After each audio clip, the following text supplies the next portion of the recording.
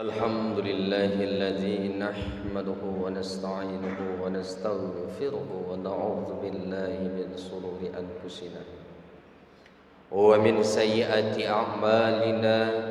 من يهد الله فلا مضل له ومن يضلله فلا هادي له.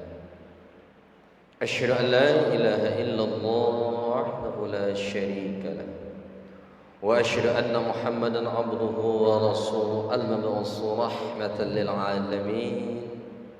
اللهم صل وسلم وبارك على سيدنا محمد وعلى آله وأصحابه أجمعين. فيا عباد الله إني أوصيكم ونفسي بتقوى الله وطاعته لعلكم ترحمون. اتقوا الله حق تقاته ولا تموتن إلا وأنتم مسلمون.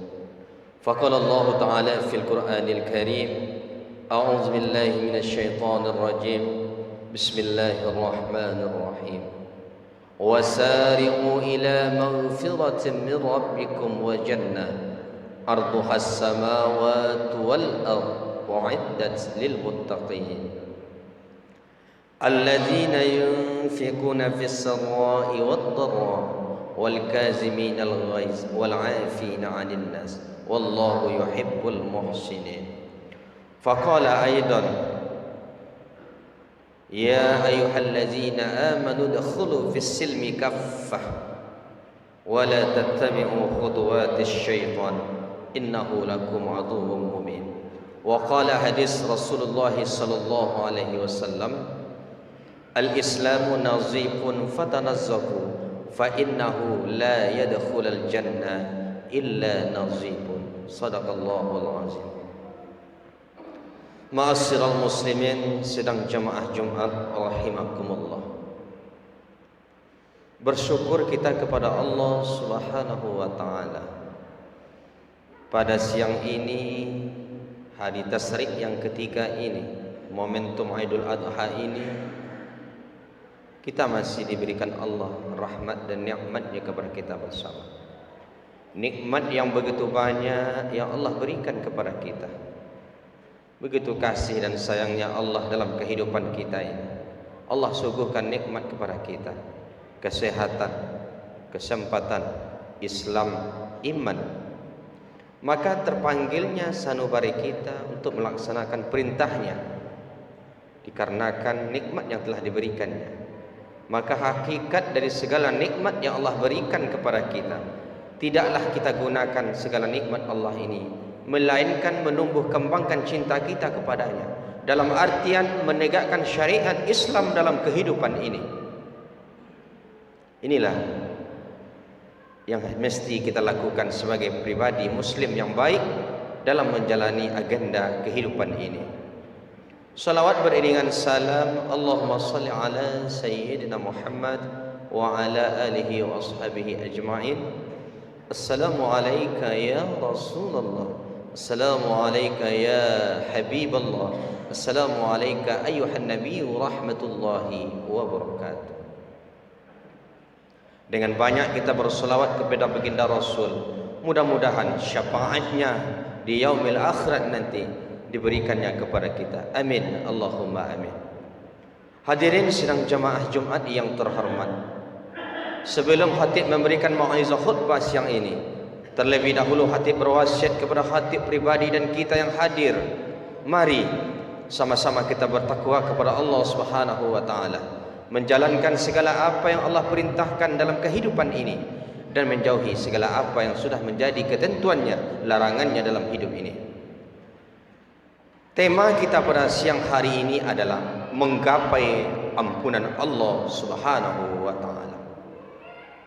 Hadirin yang terhormat, kalau kita mau flashback kembali kepada belakang atau setback kita kepada belakang, di saat Allah Subhanahu wa taala menitipkan kita di alam rahim ibunda kita, dan di saat itu kita pernah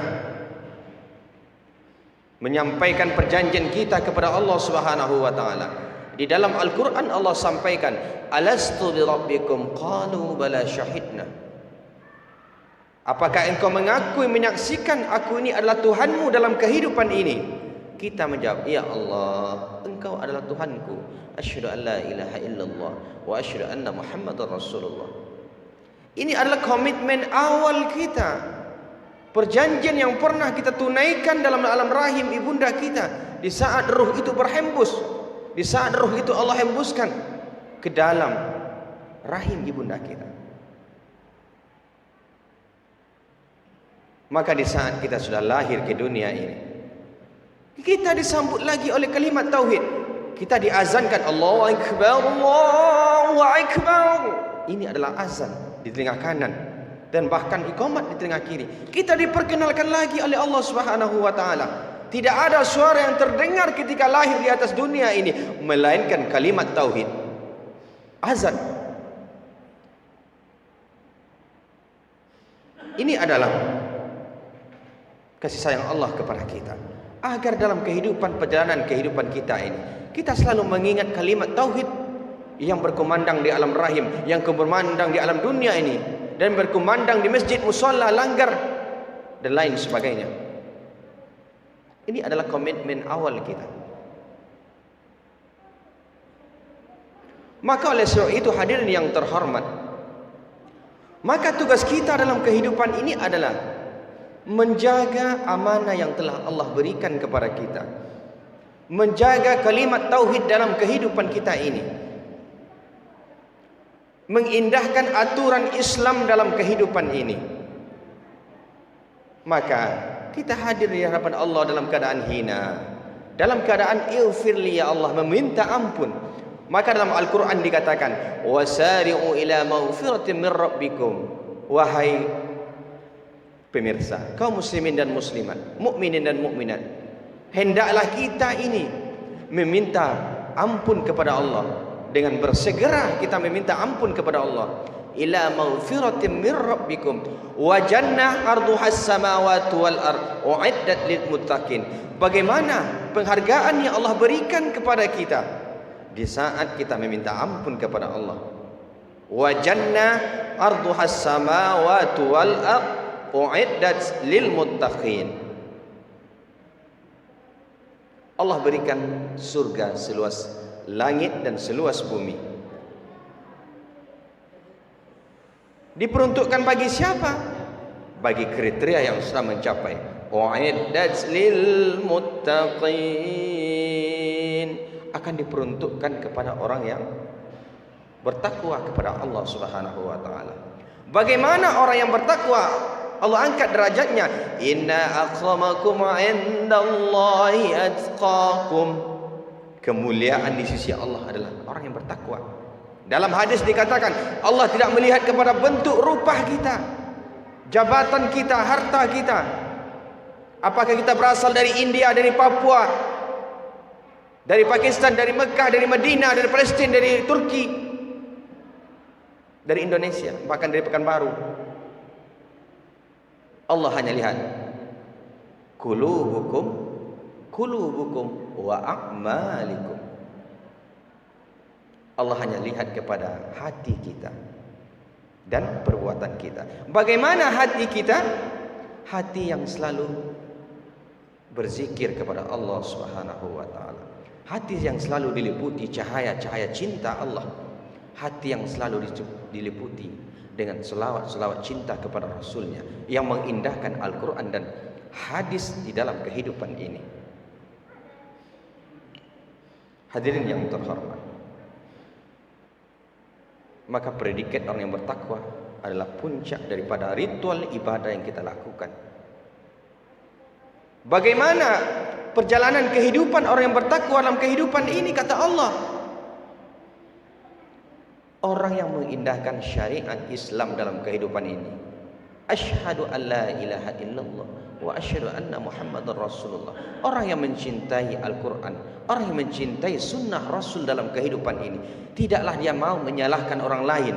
Dia selalu memperbaiki keadaannya. Tazkiyatul qulub. Dia akan selalu membersihkan hatinya selalu, agar hatinya selalu bening di hadapan Allah. Dia tidak pikirkan pandangan manusia ini apakah baik atau buruk. Yang penting dia selalu memperbaiki keadaannya, memuhasabah dirinya. Dia selalu Rabbighfirli. Doa antara dua sujud kita, Rabbighfirli warhamni wajaburni warfa'ni warzuqni wahdini wa'afini wa'fu anni.